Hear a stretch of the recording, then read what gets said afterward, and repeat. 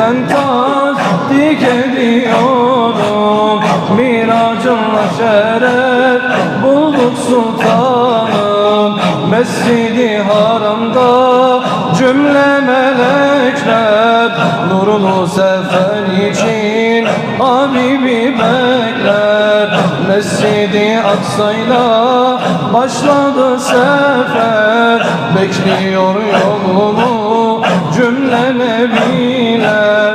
Cümle nebilere kıldırdı namaz, şükür ile Hakk'a eyledi niyaz. Ya Rabbi bizleri de o gönüle yaz. Miracınla şeref bulduk sultanım.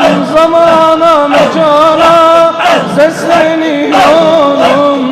Ebu Bekir gibi haykırıyorum. Ne getirdiysen tasdik ediyorum. Miracınla şeref bulduk sultanım.